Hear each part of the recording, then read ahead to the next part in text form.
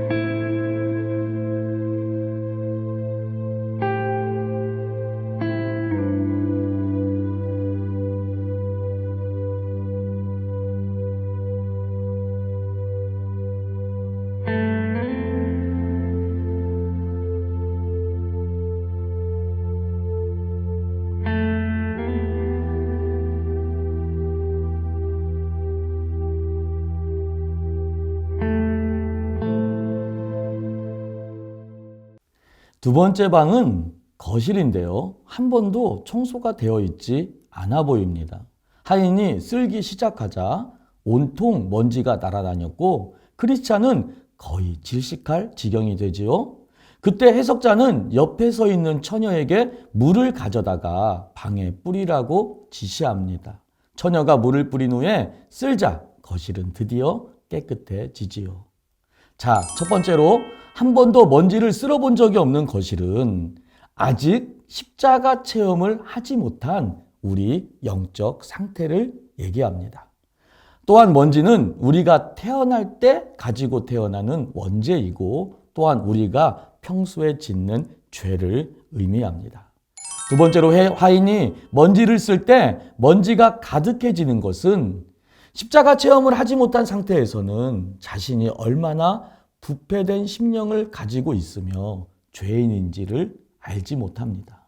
그러나 율법을 의미하는 하인이 그의 심령에 먼지를 쓸기 시작하자 자신의 심령에 죄가 가득 차 있는 것을 비로소 깨닫게 되는 것입니다.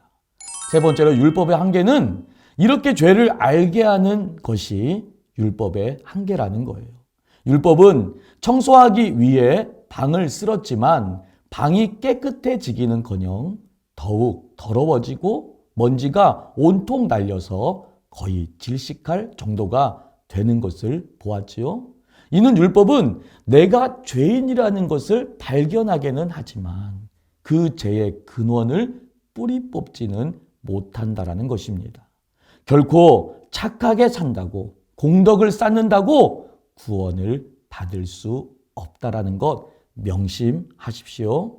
네 번째로 율법은 몽학 선생으로서의 기능을 합니다. 율법은 죄를 깨닫게 하고 인간의 무능을 더욱 드러나게 만듭니다.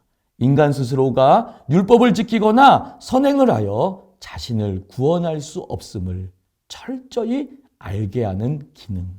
그래서 결국 복음만이 예수 그리스도를 통해서만 구원받는다라는 곳으로 이끌어 갑니다.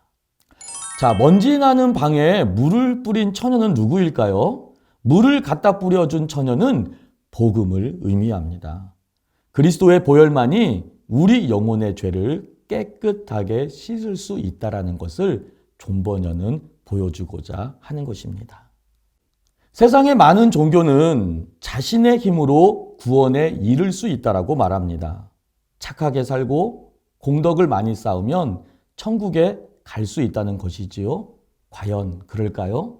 착함의 기준이 과연 무엇입니까? 그리고 얼마나 공덕을 많이 쌓아야 한다는 것입니까? 하나님의 기준은 죄가 많고 적음이 아니라 죄가 있다 없다입니다. 천국문 앞에 섰을 때에 죄가 있는 사람은 아무리 적은 죄를 지었다 할지라도 지옥을 가는 것입니다. 죄인은 결코 천국을 갈 수 없기 때문입니다. 그래서 율법은 우리로 죄인임을 드러나게 하는 것입니다. 오직 우리의 주홍빛보다 더 붉은 죄를 흰눈보다 더 희게 씻어주는 것은 예수의 피밖에 없음을 성경은 보여주고 있고, 그리고 이것을 증거하는 게 복음인 것입니다. 그리고 우리는 그래서 예수님이 필요한 것입니다. 우리는 다음 시간에 세 번째 방, 정욕과 인내의 방에 대해서 배울 것입니다. 다음 시간을 기대해 주세요. 감사합니다.